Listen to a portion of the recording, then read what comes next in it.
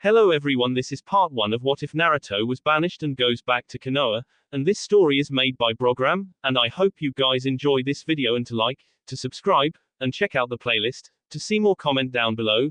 Now let's start the intro.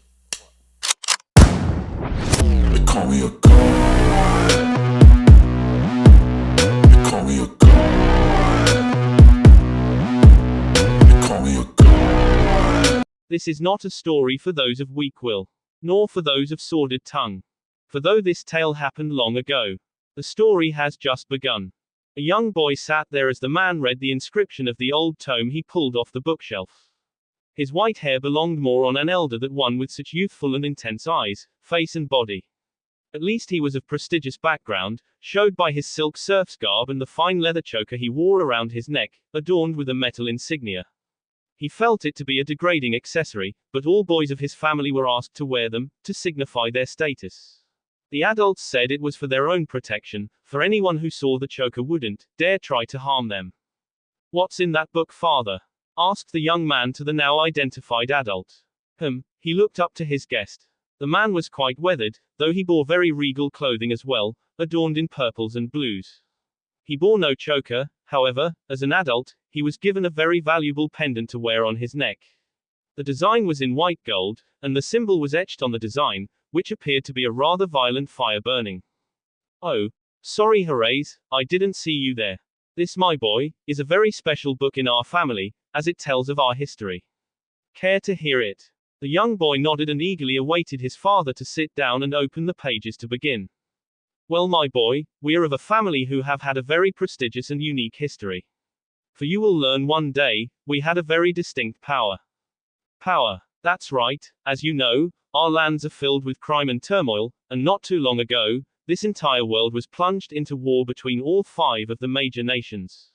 This was the time where great heroes from all 5 nations were born, as well as many from small, uncommon shinobi villages. However, one village is never mentioned in this history of our world. What village was this? It was known as Seito Puro Tekuto no Seryuku, village protected by might. It was a village consisting of 6 clans, all who shared this unique power that placed them above all other shinobi. What was this power, father? The man sat back a bit, taking in his thoughts before responding. It's called Konwaza. Tell me, Herace, do you know how ninjutsu works? The young boy nodded. Yes, I've been studying the basics, and ninjutsu is performed by a combination of physical training and spiritual training. This combination forms an energy known as chakra. The father nodded at each point. Correct, Herace, and chakra is how shinobi use their various techniques. However, Konwaza allows the shinobi to use these arts without the use of chakra. The boy's eyes widened at the prospect. That's impossible, father, and it's cruel to teach me otherwise. The father laughed at this, but I am quite serious, Herace. So what does this have to do with our clan? You're a smart boy, Herace, think about it. Why would this story be in the book of the history of us, the Tatsujin?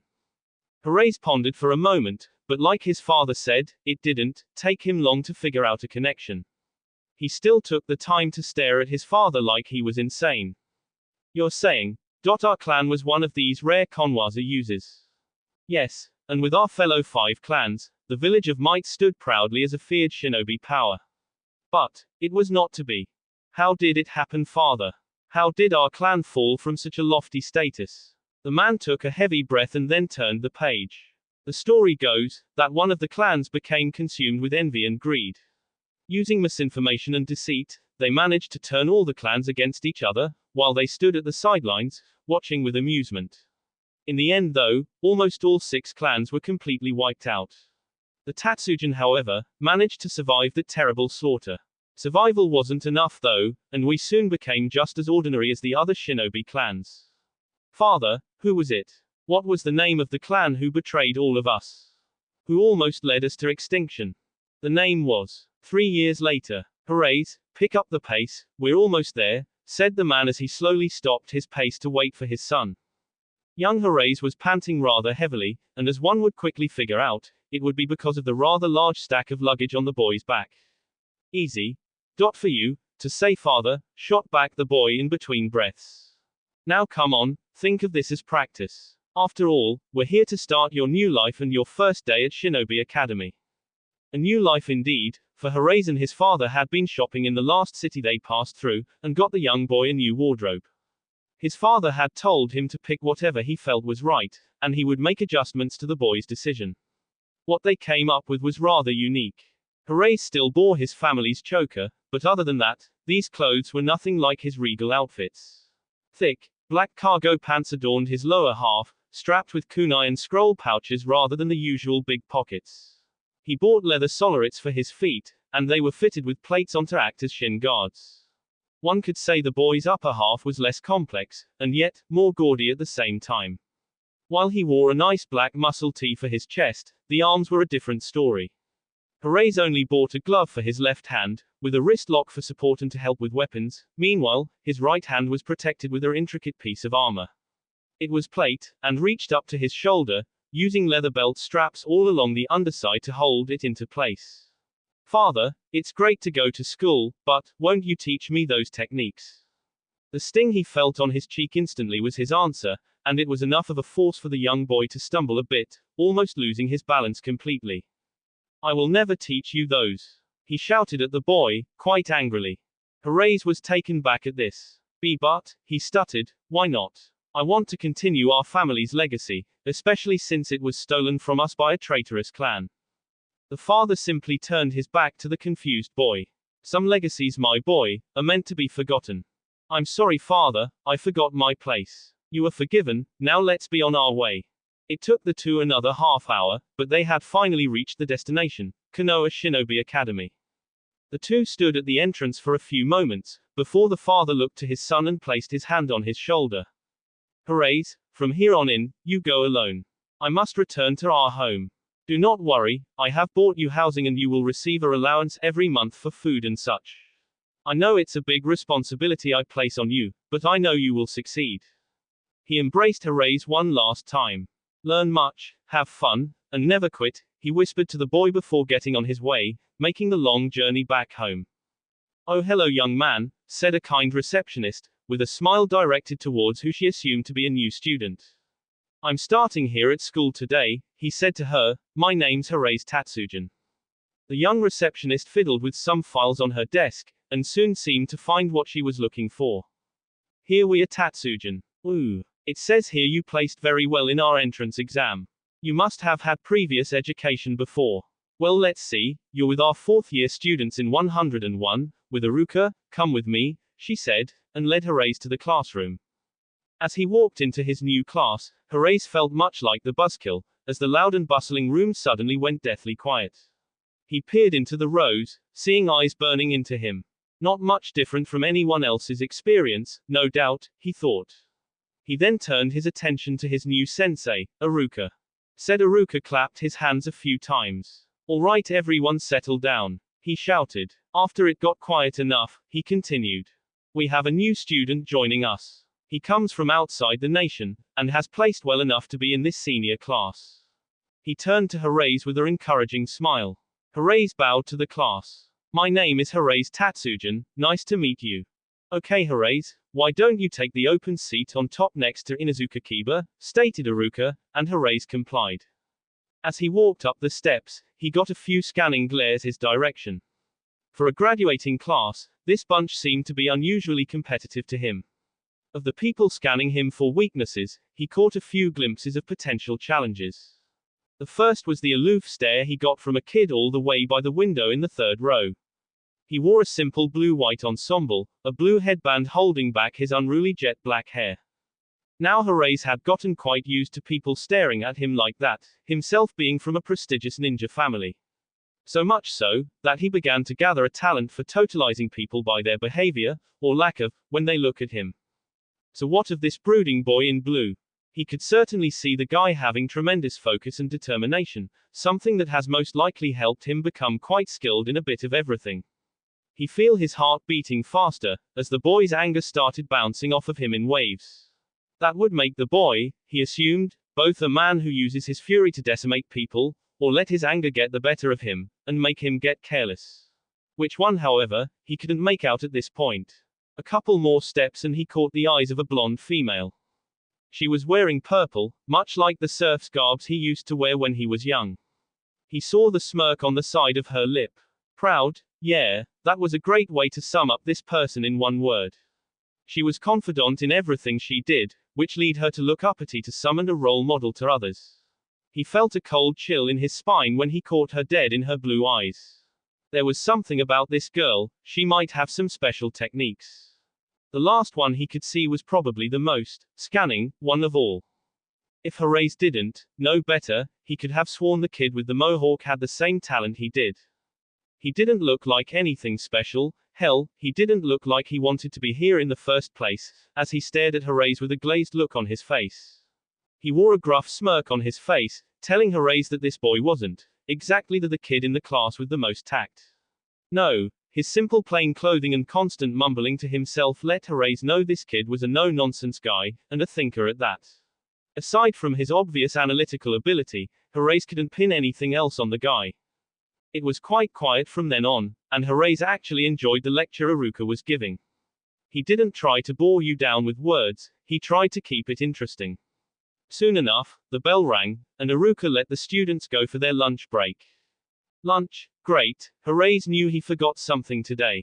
As he sat there grumbling about his aching stomach, the gods above decided to throw the young boy a pass. In the midst of his complaining, Herase didn't notice that 3 boys had approached him. Looking up, he tried to remember the names. Les, Kiba, who I sit next to, that one kid who was giving me the glare, and a boy with shade I have no idea about. The Inuzuka snorted at his new desk mate, for lack of a better word. You forgot lunch, newbie, he asked, and the grumbling that emitted from Herase gave him his answer. Troublesome, sighed the one boy, by the way, Glare boy, the name's Nara Shikamaru, and with that he offered half a sandwich to Herase. Thanks, he said taking the sandwich. The other unknown boy tossed a soda bottle to him.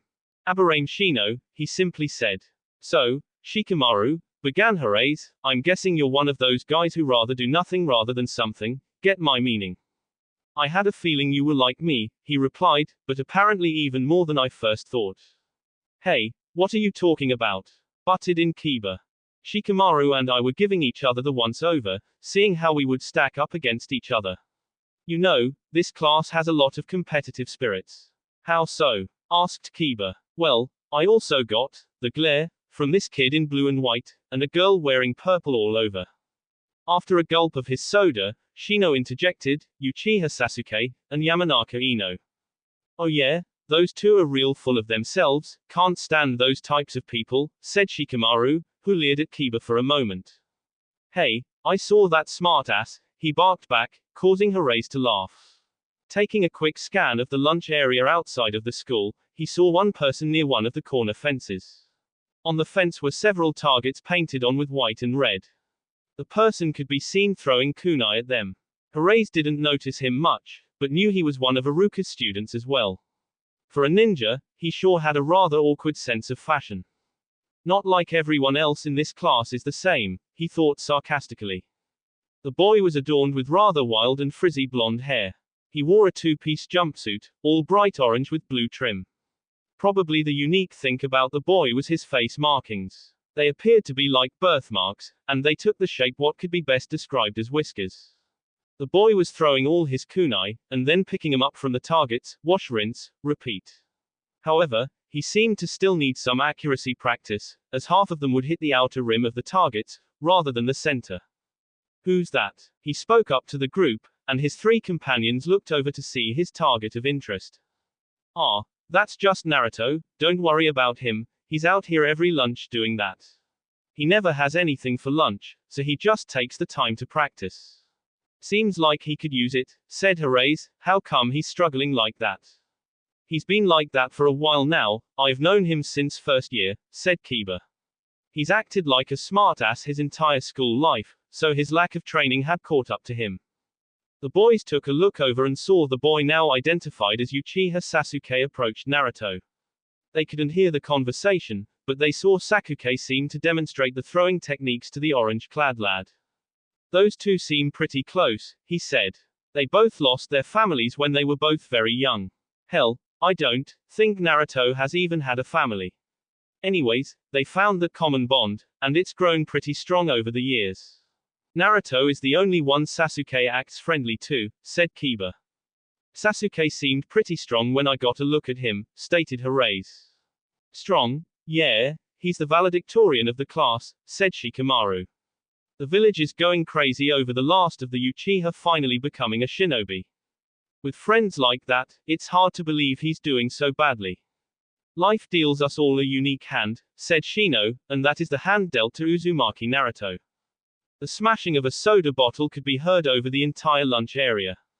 Hirase stared at Shino, no longer with friendly eyes, but violent ones. He yanked Shino by the collar of his jacket and bore his eyes into him. Repeat that, he ordered the Aberrame. What did you say his full name was? Shino was a bit stunned, but he figured the guy would let him go if he just answered him. Uzumaki Naruto, he calmly stated. With that, sure enough, Hirase had let Shino go, and made a beeline to a now solitary Naruto. As he threw his kunai into the wall, Naruto always took the time to think about his day. Today was better than usual, with people more worried about graduation day than giving a hassle. That new student of ours, H is from far away, right? He didn't seem too bad. Who knows? I might get another friend besides Sasuke.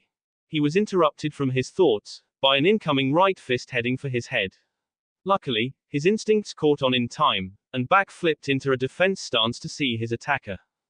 Man, God must have a sick sense of humor, was the only thought in his mind now. Hey, what the hell's your problem, Tatsujin? He shouted at the new kid. Hirase didn't give Naruto the courtesy of an answer, and continued to try and beat the Uzumaki. He was stopped by a hand, and looked to see the Uchiha looking him dead in the eye. What was that for, Tatsujin? He asked, trying to get to the bottom of this. Uchiha right. I'll ask you to move, as this doesn't concern you, replied Hirase. As valedictorian, actions of this class reflect directly on me, so yes, it is my concern, he said. Hirase, seeing as he was caught, relaxed himself, and just stood there staring at the ground like it was his new companion. A few minutes later, he looked at Naruto. The young blonde just twitched. Those eyes, they're all too familiar. Geez, and I just met the guy, and he already hates me. He shouted in his head, shouting his concern to the darkness of his mind. Let's get this out of the way then, but in a reasonable way.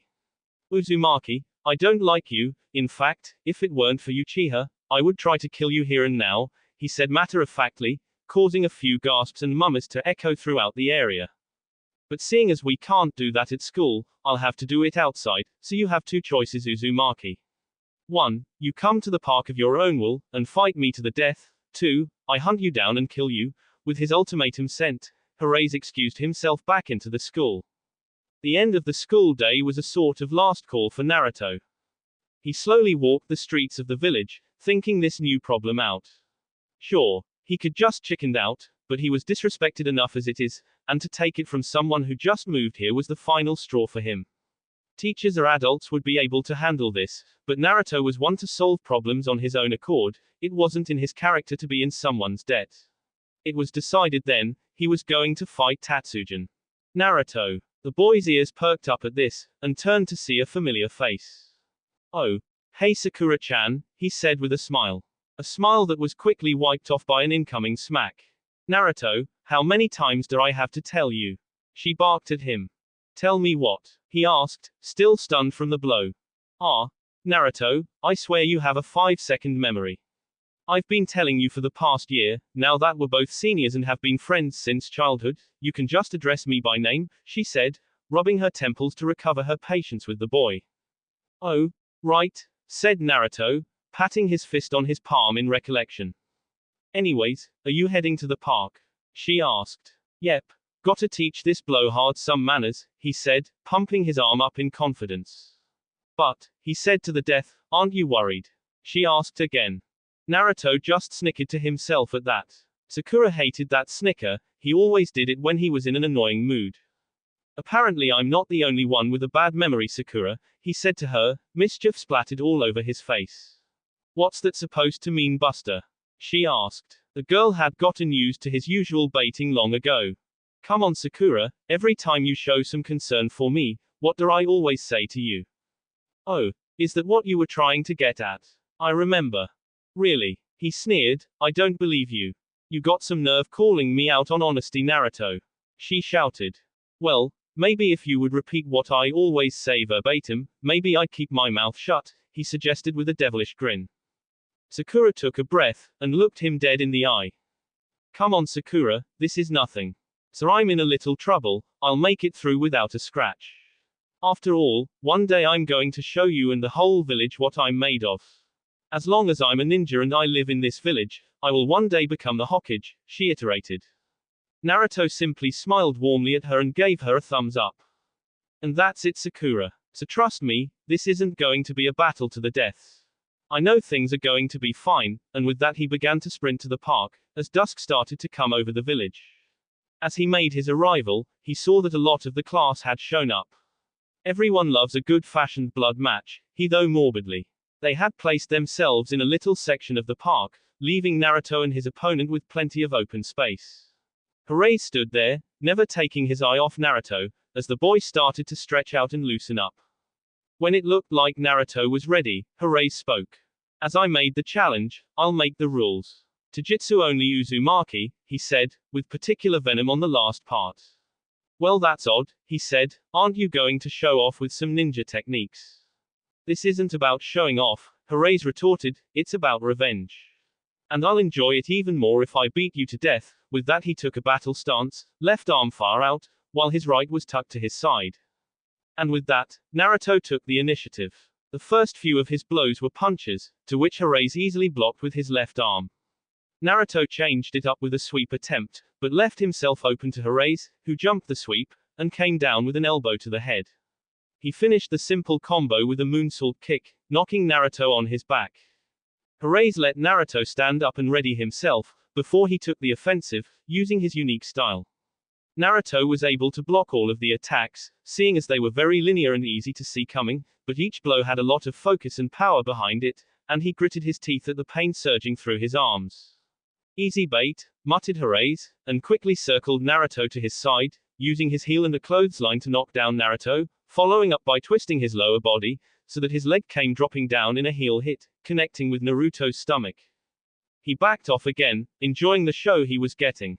Naruto was coughing rather violently with that brutal attack to his chest, a few spurts of blood in his spit and cough vapors. Still, Naruto stood up and readied himself. Is that all you got?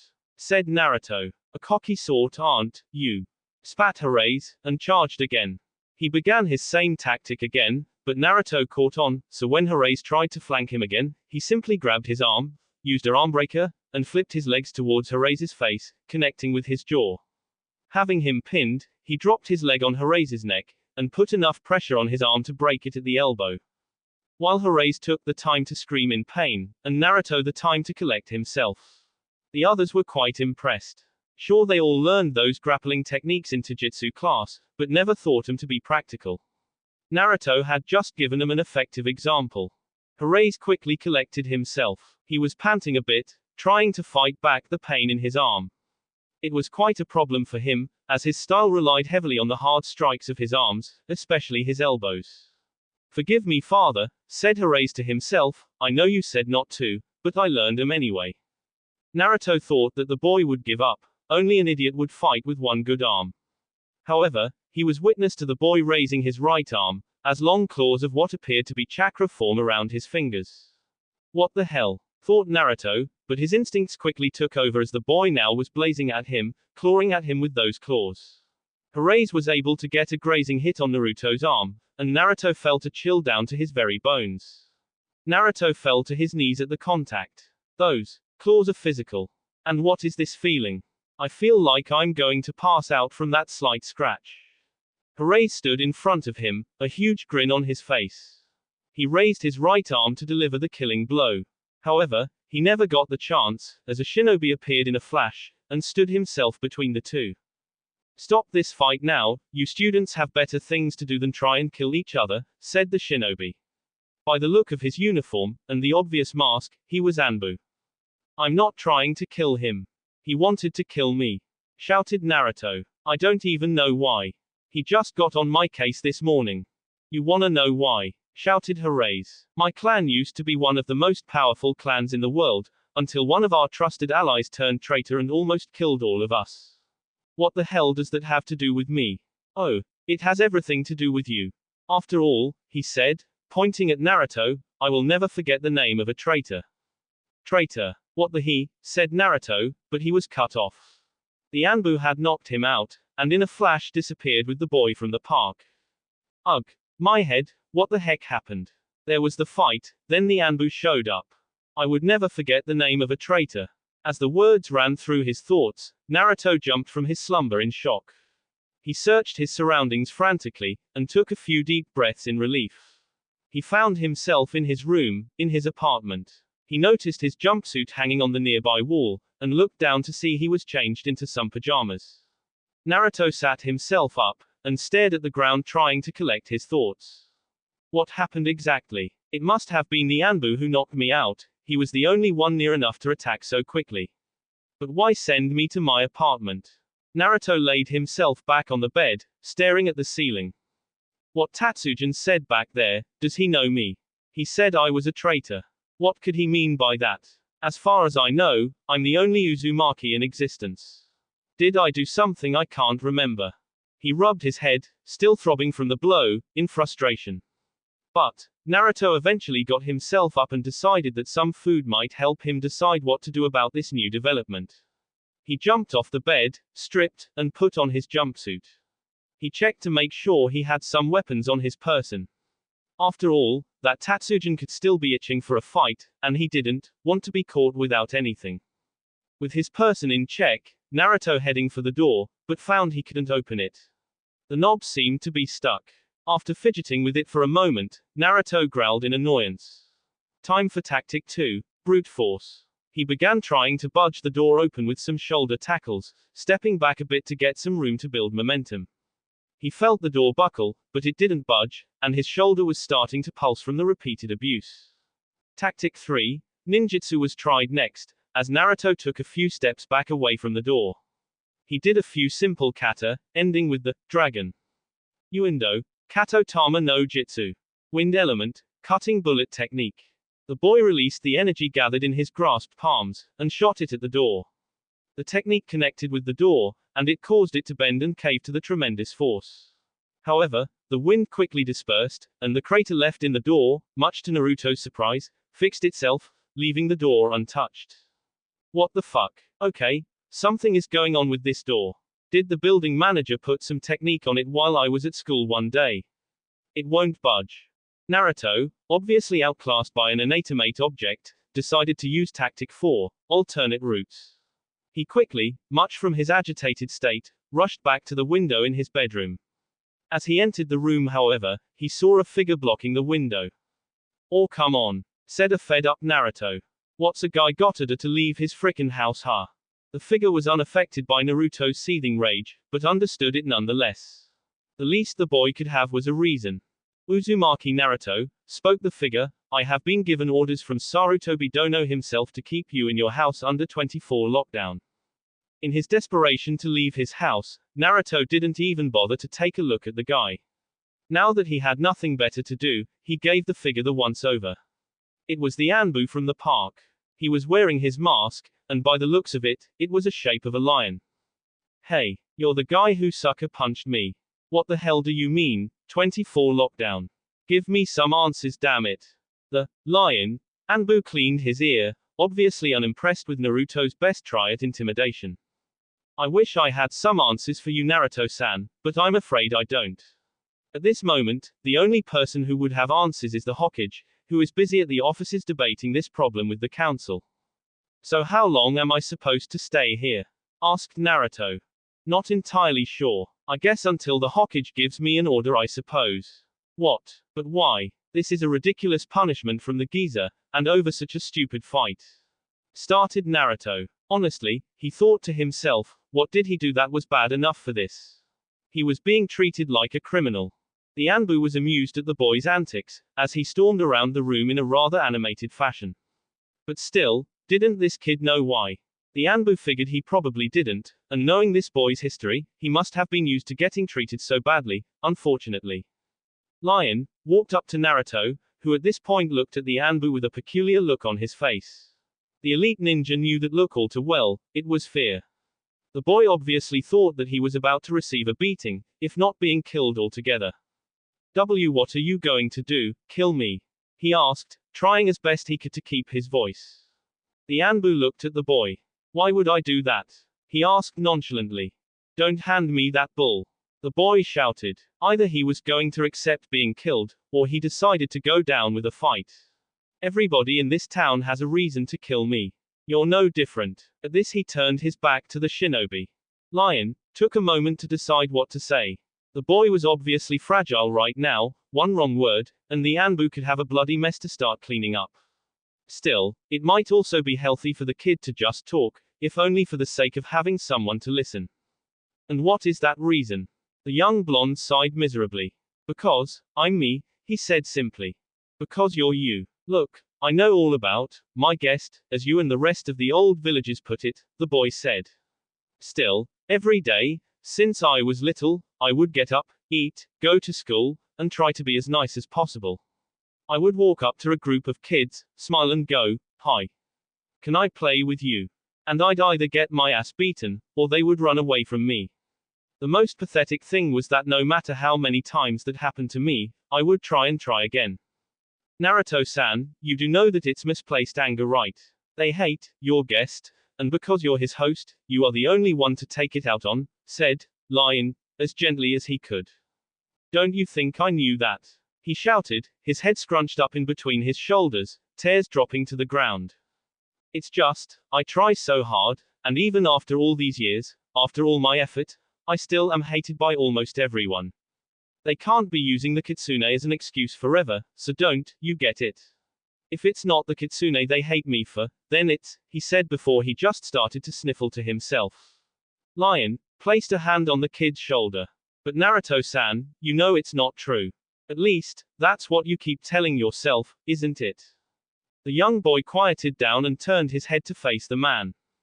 Not everyone hates you, Naruto-san. After all, if that was true, would Haruno Sakura-san be your best friend? No, muttered the boy.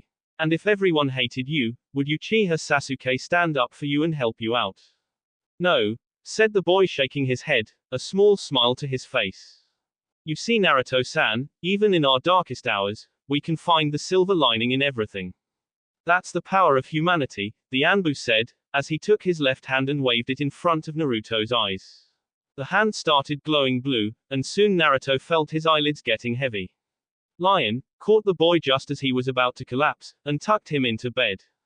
Sleep well, and try to dream about what makes your life worth living, Naruto-san, said Lion.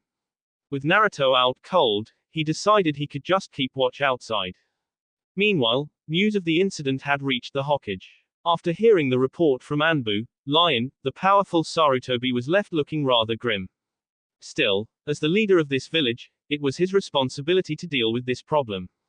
Since his reinstatement to the position of Kage, Sarutobi had tried his best to make sure that Naruto, the boy who was hated by the villagers, despite his role in saving them, was comfortable and safe. He wished he were able to take more drastic measures, but being the Hokage meant he wasn't allowed to just care for one villager, he was to care for all of them. As such, Sarutobi did what he could, but his lofty position kept him from doing a lot for the boy. Now here he was, in a grave situation. Word of the fight, and more significantly, the things that were said by Hiraise, spread like wildfire. Sarutobi was asked to address the council on this matter immediately, and he found himself at the end of a table, with 4 of the most powerful people in the village looking at him for opinions. He didn't hate the council, not at all. They have always been a vital part in what helps make Konoha run smoothly. It's just there were times where he felt they placed politics over life, something Sarutobi thought to be the ultimate truth and law. You surely know why we asked for this meeting, Sarutobi-san, spoke one of the members. Sarutobi politely nodded. Yes, Yasuko, and I would appreciate if we just set formalities aside for this one. We have all known each other for a while now, and I know you all respect me, as I do you. Very well, Sarutobi, we'll get to the point then, said Yasuko before turning to one of his colleagues. Daisaku, I believe you had wanted to start this off. Sarutobi-san, spoke Daisaku, we've been supportive of your endeavors with the Uzumaki boy before, but we believe this incident to be the last straw. What do you mean? said Sarutobi. Surely you had gotten into a few scraps when you were their age, didn't you, Daisaku? What he means, Sarutobi-san, said Yasuko, is that we can no longer protect Naruto from the public outrage. He turned to another of his colleagues. Isn't that right, Rotaru? The man nodded. Regardless of his morals and personality, I'm afraid the mob mentality is in effect all over Konoha. Many of the villagers were wary of Naruto since he was born with the kitsune sealed inside him, but now that the history of his clan has gotten out, the public will not stay in control much longer. I don't think this is entirely necessary, said Sarutobi. This isn't the first time Konoha has tried to hurt the boy. And we have always been able to make sure he at least stays safe. We have protection with him, make sure he has a place to stay, food to eat. Plus, people know that there would be swift punishment should something happen to him. I doubt it'll be so civilized, this time around, Sarutobi-san, spoke the last man in the room. What do you mean, Kotaru? I've had my concessions throughout town gather the town's mood. They didn't think highly of the Uzumaki in the first place, but my sources are now giving me troubling news. Some are thinking, Sarutobi-san, that whatever punishment you can dish out would be worth it to get rid of what they call a disease on our good village's name. So, they know that wouldn't solve anything. Besides, the village also know that the seal would hold the kitsune anyways, so any treat they feel from Naruto is foolish. No, Sarutobi-san, I'm afraid that is dangerous thinking. You and I both know that the only person who knows the true nature of the kitsune seal is dead. For all we know, killing Naruto would result in the rebirth of the Kyuubi no Kitsune. Now do you see, Sarutobi-san? Asked Yasuko. We aren't just saying this for the good of the village. We are gravely concerned with the well-being of the Uzumaki.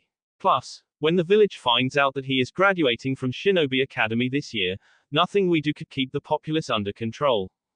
Sarutobi closed his eyes, the grim situation lying before him. I have heard your arguments, my friends. You may let your people know that I will deal with this situation personally. It was morning, and Naruto slowly opened his eyes. After a big, built-up yawn, he opened his eyes, with a smile. He slept rather well last night.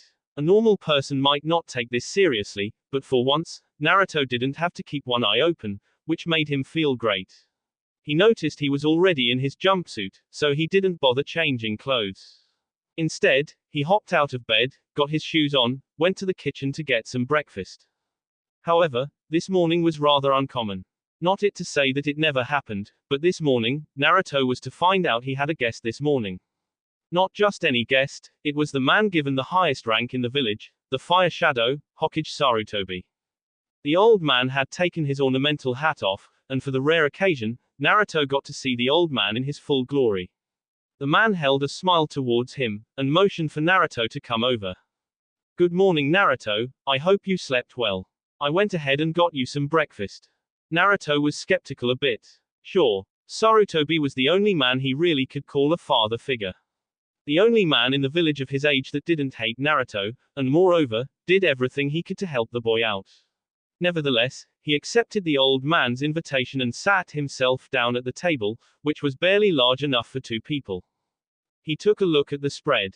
Quite simply, it was just about expected from the most powerful man in the village. Pancakes, eggs, toast, milk, various juices, spreads, spices, etc. It almost felt like he wasn't a poor little orphan, more like a heir to a noble family.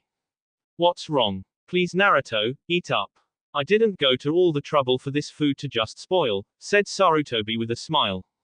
To this, Naruto began to dig right in. So, geezer, said Naruto, his mouth full, what brings you here to see me? Well, today I'm here to tell you that you won't be attending school today. Instead, you get to spend the day with me.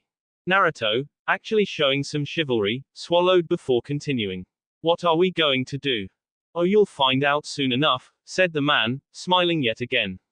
He sat there watching the boy eat, with a smile he rarely showed, a smile of a boy who's just being a boy. After their breakfast, Sarutobi led Naruto through the village. Naruto, even with the presence of the Hokage next to him, could see, no feel, the hatred emanating from the villages they passed along the way. Sarutobi looked over his shoulder, practically feeling the boy's pain. Thankfully, they didn't stay in the main village for too long, and were soon among the training grounds. As they continued their walk, Sarutobi took the look of a businessman, honest, and to the point.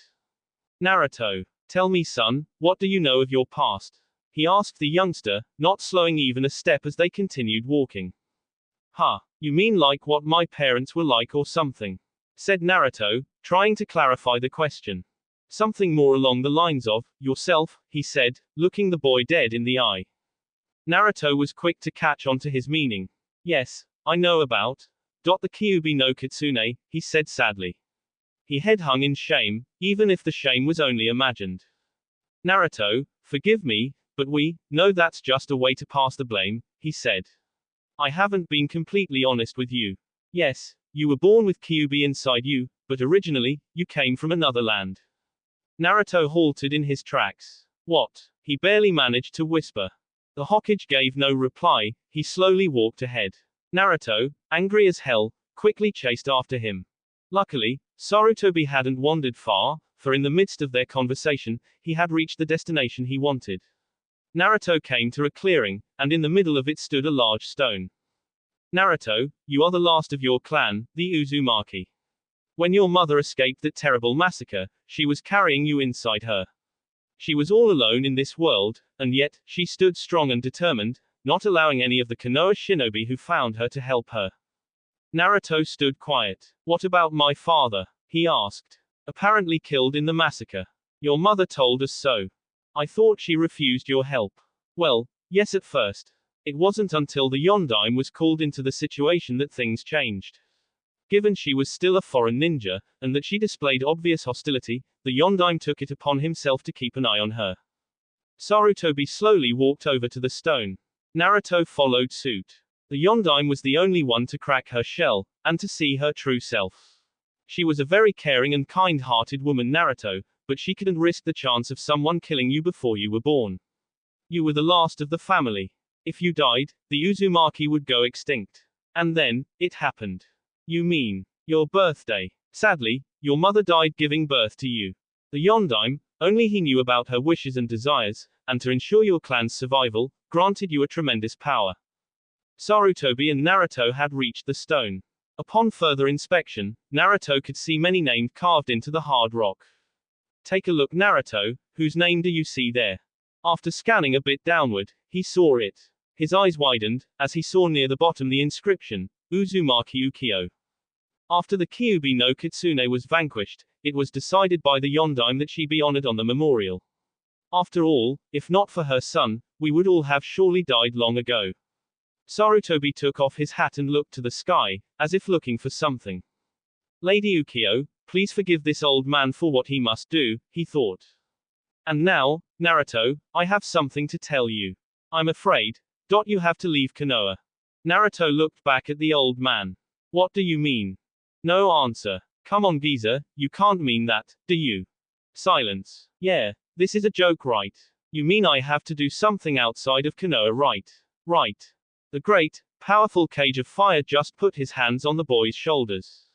I'm sorry, Naruto, but I'm not sure if you can ever come back, he said. The world had just ended. Naruto stood there, expressionless. He told everyone, he said he would be the Hokage. He said he would do this as long as he was a Konoha shinobi. And now, God had the cruelty to even take his dream from him. The boy's lip quivered, his body completely shook.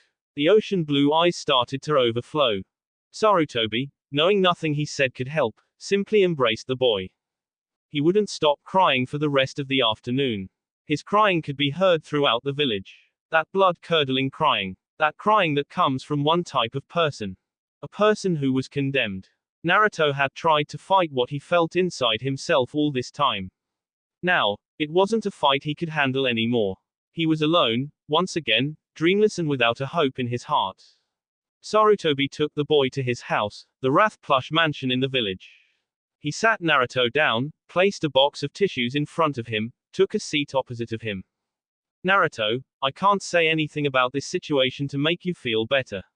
Even with all of my powers, I can't even save the life and dreams of a young boy, he started, seeing Naruto was dead silent. But it will not end like this, that much I can do for you. Turns out, I happen to know a person who owes me a favor. And this person is special, Naruto, because he can help you unlock your family's power. Naruto, still teary-eyed and miserable, tilted his head up to the old man. Sarutobi, for a brief moment, held a hope of his own that this news would help Naruto find a purpose to live. He's a friend of mine named Futeki, and he lives just a small distance from the nation's border. It's a neutral territory, so you should be safe there from anyone. He can train you, make you a great warrior. But, said Naruto, if I can't become Hokage, then what does it mean to me? Naruto, someone who wants to be Kage, can never think that way. My boy, so you are exiled from this village. I know someday you can come back here, but for now, it is far too dangerous for you.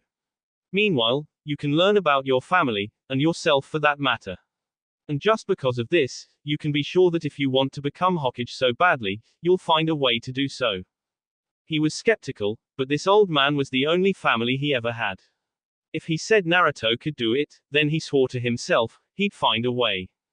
Naruto looked to the old man. Do you really mean that? You're not just trying to spare my feelings, are you? He asked, almost reluctant to even ask such a scary question. Sarutobi walked over to the boy and hugged him. Naruto was shocked, but soon embraced back. He knew the old man's answer, and he couldn't be happier. Still, this was a giant setback for him. Not only did he need to get out of the village, but the nation for that matter. What would he do about food, or clothing, or a place to live? Abasan, asked Naruto, what should I do? Well, the first thing would be get some things packed together. Bring just enough to make the trip. I'm sure you can get some clothes and gear from Futeki. Also, if you have anyone to say goodbye to, now would be the time to. When should I leave? I would think tonight would be best. The longer you're here, the more at risk you'll be, he said. Just remember, you'll be fine, and you have something worth living for here in this village. So, after a few quick stops, and gathering his things, Naruto stood at the giant gates of Konoha.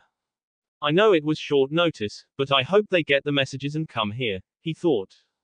Naruto. The boy turned at the sound of his name, and a smile grew on his face. There in front of him, were the only two people who ever nice to him aside from the Kage, Sasuke and Sakura.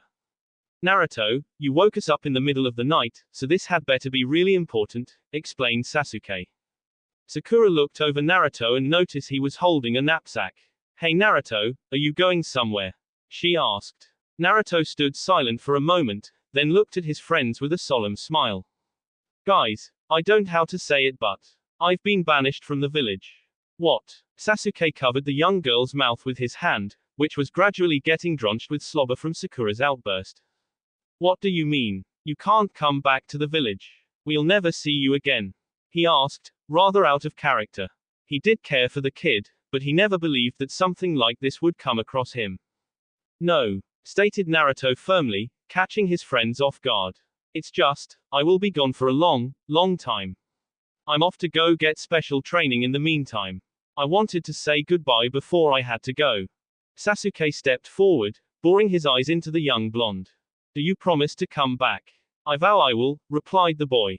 You better, said Sasuke, as he grasped his friend's hand for the last time. I'm holding you to your word, whether that means you come back, or I drag you back. With his goodbye said, he stepped back. Sakura came up to the boy, considerably calmed down, as far as this situation was concerned. She looked at him dead in the eye for the longest time. This, she finally said, this is so hard, because you and I have known each other for a very long time. I know, he quietly said. But I vow Sakura, you and Sasuke will see me again. Naruto put his arms up, and took off his goggles, he then handed them to Sakura. I want you to keep these, they'll give you luck, he said with a small smile. Are you sure? She asked, making sure he was really going to let go of such an important thing. I'm sure, he said. When you see them, think of me. Sakura looked down at the goggles, as if they were the lost treasure of Atlantis. She looked at the boy, disappointed she hadn't thought of giving him something to remember her by. She felt obligated, and it pulsed in her head for a few minutes before she leaned in and gave Naruto a kiss on the cheek. Naruto held his hand to the spot, and started blushing furiously. That was to keep you safe, she said with a smile, and so you can remember me too. Well, goodbye, said Naruto, leaving Sasuke and Sakura there in the street. The two watched their friend as the gates opened, revealing the vast forest, with the moonlight shining down.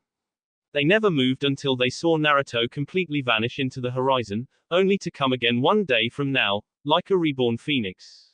It had been a few weeks since Naruto started out on his new journey, and at this point he had gotten his daily routine down to a science. Not much else he could do anyway, he only rarely came across a town where he could stay for the night, and even then, he had to be sparse with his money anyways, even with the cash Sarutobi handed him before he left. It wasn't unbearable, but sometimes it did seem rather tedious. He must have covered at least 500 miles already, and he was nowhere close near the country's border.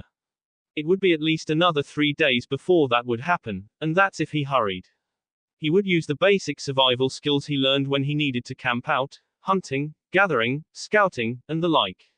He would spend his nights with little sleep, as he spent most of the night looking at the clear summer sky, trying to find what Sarutobi told him to find, his reason to keep going.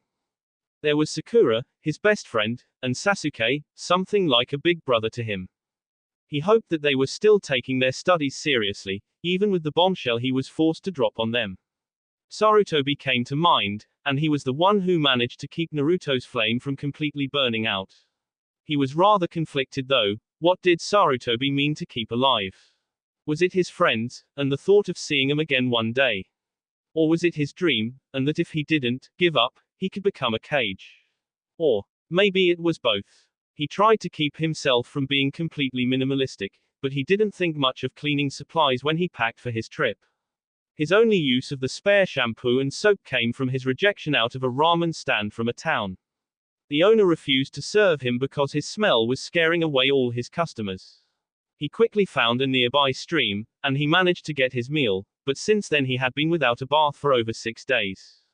The traveling was okay, as the countryside was relatively calm and under control. He had the occasional interaction with a traveler, but for the most part, he had the pathways to himself. He would try to keep himself occupied, song, games, the usual for a bored young man, but in the end he would just quietly muse to himself while speeding along the paths. He also took the time to think about his situation, particularly about what Hiraise had said to him. Sarutobi said this trip would be the perfect opportunity for Naruto to find out about his family, but the problem was he didn't know where to begin. Perhaps this Futeki guy could shed some light on the situation. He slowly made progress, and within 3 days, he found himself within the border. Sure enough, as Sarutobi said, Naruto should be safe out here. He thought that, because as he stared at the horizon, he barely saw anything. This area was almost a wasteland. The dense forests surrounding Konoha, now were the dry, cracking lands of this place. Not to say that this place was devoid of life, as he could see a bit of plant life and animals, most likely species that could survive in these types of conditions. At first, Naruto wanted to turn around and ask for directions at that last town he passed, but he decided it couldn't hurt to take a look around. Sure enough, Naruto's persistence paid off. After a little while of scouting, Naruto found a rather peculiar structure. He was halted by a large wall. He took a look at it, and it appeared to be at least 25 feet in height. He looked to his left and right, and for the life of him, couldn't see the end of this monstrosity. Certainly not the most convenient place to build a giant fortress wall, he thought, as he tried to find something that resembled a door. As he ran along the side of this monster, he managed to figure this wall is at least 3 miles long. Whoever built this really loved his space. After about a half hour, and 2 fortress walls, he managed to find a side with a giant gate. He looked at this massive door trying to find a way to open it, and during his search, he noticed a small box with button. He pushed the button, to which he was greeted with a large ringing of a bell. He stood there, looking to see if the door would open before someone came up on the speaker. "What is it?" spoke a gruff voice. The man's voice was very clogged, like he smoked a pack of cigs a day. Started Naruto, "I'm Uzumaki Naruto, I'm here to see a Futeki," he stated before standing back. After a minute or two of standing, the voice responded, "All right, come on in." The giant gate creaked open, and Naruto, instead of seeing a mansion or a house, saw something unexpected. The inside of these gates were empty, as barren as the land outside them. He tried to look around, but found no signs of life. Shrugging it off, Naruto proceeded to walk forward. Given the large wall, he shouldn't expect the inside to be so small. As he walked himself in, he saw a lot of peculiar signs. As he walked on the ground, he occasionally came across a spot of land with a nice-sized crater in it. Also, giant claw marks and cut marks adorned the ground. The walls were no exception either, as they also bore lots of similar wounds. Whatever this place was used for, it certainly was physical. After a few minutes, he found himself face to face with a well-used house. It seemed to be Western in design, and was at least a two-story building. There was a large veranda in front, with a nice cover made of oak, much like the house itself. There was another building to the side of the house, and it was rather wide and long. There appeared to be no visible way inside the structure, perhaps it connected to the main building. He walked up to the front door, but was greeted as it was open to reveal a man. The man's eyes were the first thing to be noticed, as Naruto saw a huge scar running down and across his right eye all the way to his cheek. The eyes themselves bore a hazel tint to them, which complemented the man's frazzled graying hair. As for what he wore, well, for the top that was nothing.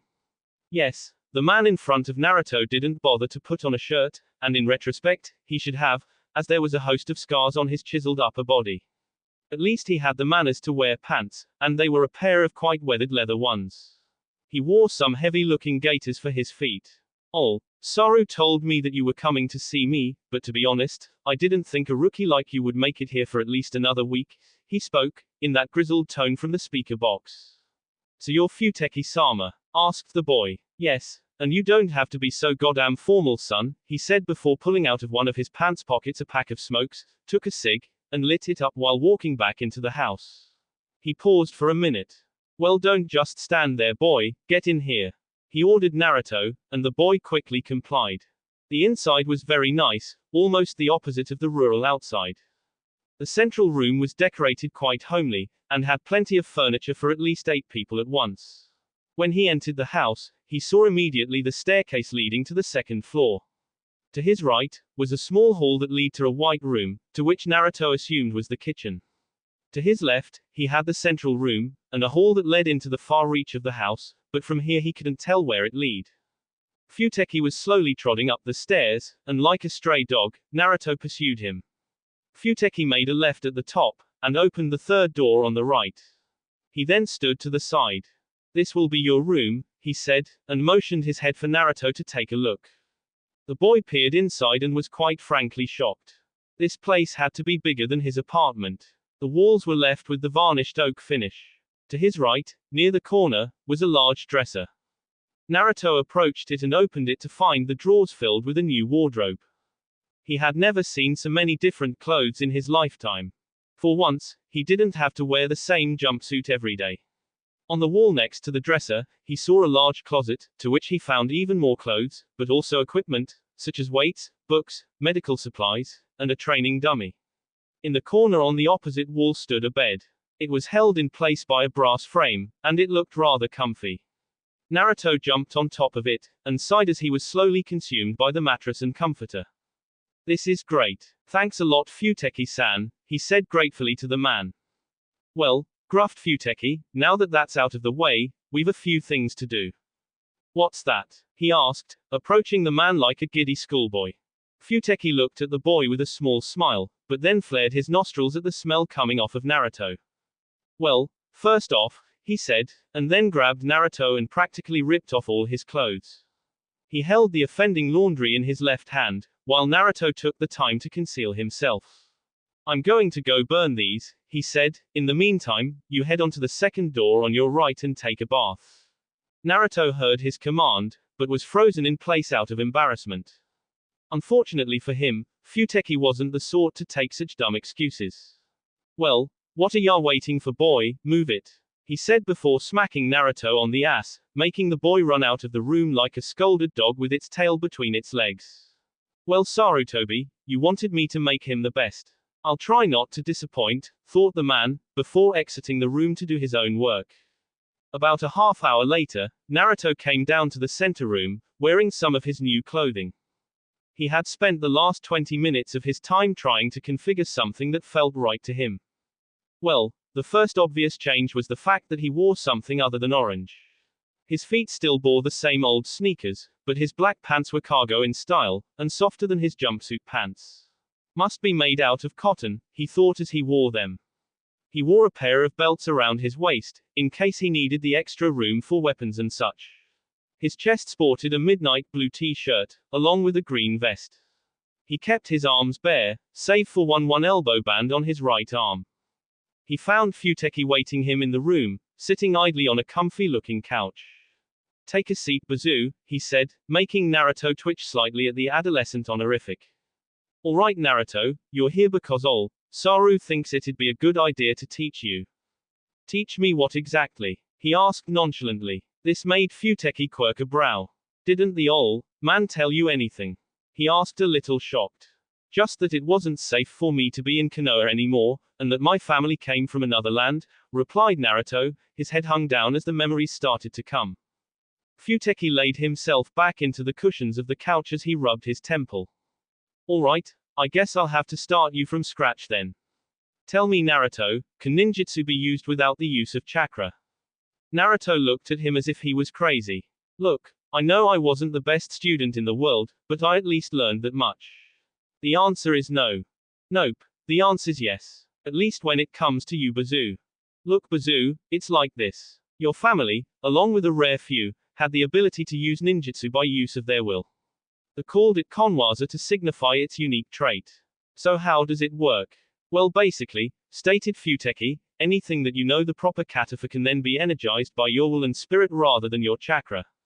This is a huge advantage for you Bazoo, because then you can learn to use that chakra in other ways."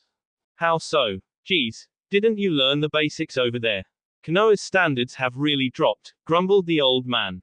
He was asked to teach this kid to fight, not to teach him Shinobi 101. "Look, your chakra system consists of chakra gates, and tenketsus that are spread among the body. Your konwaza simply uses these tenketsu as the conduit for your powers. Additionally, you can then concentrate using your chakra to utilize your combat skills, like running by putting chakra in your legs for example."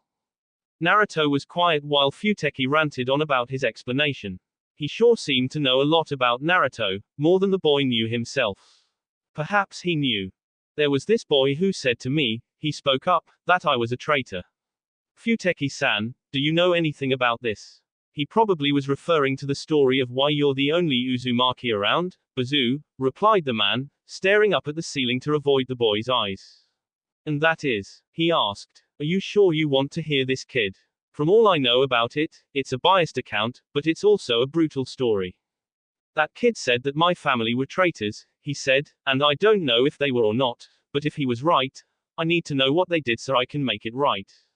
Seems the kid is more mature than he puts on, thought Futeki, as he weighed whether to tell Naruto or not. "Alright," he finally said, "how it went was, that the Uzumaki were part of a village comprised of 6 families, all who could use konwaza. The families would record their studies and findings, and freely share them among the others." "So what happened?" asked Naruto. He wanted to know, but deep down, he felt he would regret asking such a question. "The Uzumaki, using deceit and manipulation, gathered these scrolls for themselves, all the while turning the other 5 families against each other. This would escalate to a point where even the families began to distrust their own. Eventually, they all fought against each other, knowing only one shinobi from the village would live to tell the tale. Obviously, there was more than one survivor. My mother," said Naruto softly. "I knew Ukyo before her death, she seemed very decent to me, so when I heard the story I had my doubts. Still Naruto, this is the only known account of the events, and your mother, the only other witness, didn't tell her side of the story." It was a few minutes of silence before Futeki started again. "Okay then Naruto, for the next few days, I'm going to size you up, and then build an exercise routine for you. You're free to use this house as your own, and I will look after you while you stay. However, when we're outside this house, it will be a completely different story," said Futeki, in an overly serious tone. "Meaning?" asked the boy, starting to get nervous again. "Outside of this house, I am not your guardian, I'm your teacher, and I will run you ragged. You will do whatever I tell you to, and if you give me lip, you can expect harsh punishment. Even knowing all of this, do you still wish to let me train you?" "I won't back down," answered Naruto immediately. "I made a vow to my friends that I would return, and I don't plan on breaking it." Futeki nodded, accepting the boy's answer, and got up off the couch. "Now that that's settled, let's get some food, he said, and he made his way to the kitchen. For a solitary figure, it was odd for Futeki to be quite accomplished in the kitchen. Yet sure enough, he showed Naruto that he had skill in more than fighting. He didn't go overboard, no sir, but the spread he made for just the two of them was more than enough for 4 people. The table was sturdy enough to hold the feast, and Naruto sat himself down in a chair on the end of the table. Futeki took the seat opposite of Naruto, and within minutes, they both chowed down. After a while, Futeki looked to see Naruto staring at his food. He would occasionally even pick a piece of meat up and poke and prod at it with his finger. It wasn't bad enough that he was Futeki's guest, but to question his host's cooking was just plain rude. What the hell's the matter with you, Bazoo? He asked, annoyed. Ain't ya never seen a piece of chicken before? Naruto jumped in his seat at Futeki's tone, and quickly caught on to why he was mad. I'm sorry, he professed, it's just that, I'm not used to good food, mostly ramen and bread. Goddamn it, boy, how the fuck are you still alive with that diet? Almost roared Futeki, slamming his hands on the table. I couldn't help it, said Naruto, hanging his head in shame. I was hated by everyone in the village, so my clothes, my room, my furniture, and my food were the cheapest things I would even be allowed to buy. Most stores just refused to give me service, and the ramen stand was the closest thing I had to a choice. Futeki grimaced at his temper, which once again got him to shoot off his mouth before it was appropriate. He forgot how this kid was a Jinchuriki. Of course the boy would be barely kept alive. He approached the other side of the table, faintly hearing the start of Naruto softly sobbing as more nightmares came to haunt his memory. Look, Naruto, he said, putting his hands on the kid's shoulders. You've had a tough life. God, you, and the Hokage only know what suffering you've had to endure, and I had no right to hold it against you. But Bazoo, come with me, he picked Naruto up out of the seat, and led him to the veranda, overlooking the empty front yard. Look at that, Naruto, this is a new land. And here, your story is as empty as this yard. Out here, you're not a Jinchuriki, you're not hated by anyone, or even known for that matter. Now Naruto, this is where you can decide what do you. You can change your entire world out here if you wanted to. So, try to remember the past, but don't let it dominate you, conquer it. And that begins out here when I train you. He was right. Naruto couldn't change his horrible past, but he'd be damned if he didn't do something about his future. Thanks, Futeki-sensei, he said. Well, get some sleep, your training begins tomorrow. After a peaceful sleep, Naruto ran downstairs to try and find Futeki. The man was standing by that hall Naruto noticed yesterday, and quickly approached his teacher, Guardian. Okay Naruto, we're heading inside my shed. We're going to get you what you'll be learning for the next few years or so, he said, and had Naruto follow him down the hall to a rather secure door. Futeki found a keypad, and punched in a number sequence. Sensei, aren't you afraid of me learning that password?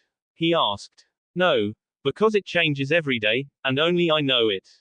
If you wanted to hack it, you'd have about 1 million possible combinations to get through, he said bluntly. After a few seconds, the door opened, and revealed a long hall. On both walls, row upon row of weapons could be seen. You probably saw this outside, this is my shed, and I keep all the weapons I've found in my early days here. How did you get so many? Having these many weapons is insane, asked Naruto, in amazement. Some were gifts, others I won by fights or otherwise, some I took from my dead enemies. It seemed a shame to let their weapons rust, after being so masterfully used by their owners. So, why are we here? The boy asked. Well, my training focuses on using weapons, so you're going to pick one. It's easy, just take a look around, and pick the one you want. How will I know which one is right for me? Listen carefully Naruto. You see, weapons are not just tools, in the best cases, they carry the voices and goals of their masters. Sometimes, a master doesn't choose his weapon, a weapon chooses its master. So look around, and if you're lucky, one might call out to you. Naruto was sure now, his new teacher was slightly insane. Okay, here goes nothing, he said, and entered the room and began to scan. There were many variations of the common weapons Naruto knew of: swords, axes, spears, knives, nets, daggers, nunchaku, zanbatsu, knuckles, and tonfa. There were some he wasn't familiar with as well, they looked like they came from across the ocean or such. His master was quite well traveled if that was the case. Some were made of heavy metals, like iron. Some were made from light metals, like copper or brass. Some were made of wood, like oak or even bamboo.